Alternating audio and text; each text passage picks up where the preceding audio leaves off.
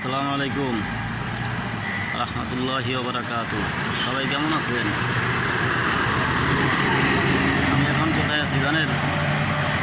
Doctor Yunus সাহেবের যে গ্রামীণ টেলিকম ভবন তার সামনেই ওই যে দেখা যায়, দেখেন ওই হচ্ছে তার বিল্ডিং। ইউনূস ভাই, আপনাকে বলতেছি, আপনি আর সরকারে কোনো দিন আসবেন কি না জানি না, আপনি চাইলে কিন্তু একটা কাজ করতে পারতেন, এই শহরের মানুষকে একটু শান্তিতে রাখতে। এর জন্য বেশি কিছু করতে হতো না, জাস্ট একটা কাজ করতে হতো, সেটা হচ্ছে এই শহরের ব্যাটারি চালিত অটোরিকশাগুলো বন্ধ করেন। এই শহরের মানুষগুলো একটু শান্তিতে থাকতে পারবে। আর তার পাশাপাশি আমি নিজে একজন রিক্সা চালক, আমাদের পরিস্থিতি এখন খুবই খারাপ। আপনি যদি অটোগুলো বন্ধ করতেন তাহলে আমরা একটু কষ্ট করেও ভালো থাকতে পারতাম। আমি চাইলে আপনার অনেক সুনাম বলতে পারি, কিন্তু আপনারা সরকারে আসার পরে তেমন কিছু সফলতা দেখাইতে পারেন নাই, যার কারণে ওইসব কথা নাই বললাম। অন্তত গরিব মানুষের কথা চিন্তা করে একটা ভালো কাজ আপনি করেন, ব্যাটারি চালিত অটোরিকশাগুলো বন্ধ করেন এই শহর থেকে। আমরা কষ্ট করতে চাই, কষ্ট করে খেয়ে পরে ভালো থাকতে চাই, আমাদের অবস্থা খুবই খারাপ।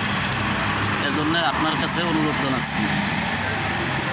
আগে পরে আরও অনেক বলছি, কিন্তু আমি জানি না যে আমার ভিডিওগুলো আপনার কাছ পর্যন্ত পৌঁছেছে কি না। যদি ডক্টর ইউনূস ভাইয়ের কাছ পর্যন্ত না পৌঁছায়, আপনাদের যাদের কাছ পর্যন্ত পৌঁছাবে, আশা করি আপনারা ডক্টর ইউনূস সাহেবের কাছ পর্যন্ত এই ভিডিওটা কথাগুলো পৌঁছে দিবেন। প্রবাসী সাংবাদিক ইলিয়াস হুসাইন রাষ্ট্র নিয়ে তো অনেক কথা বলেন,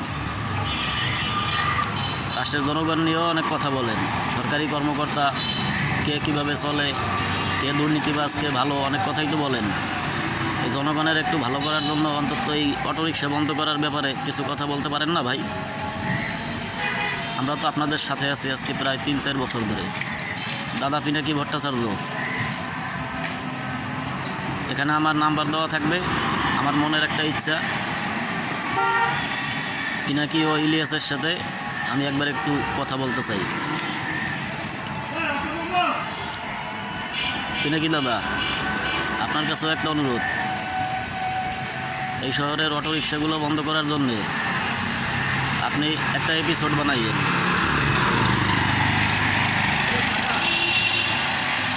আশা করি খুব শিগগিরই বানাবেন। রাখছি, সবাই ভালো থাকবেন।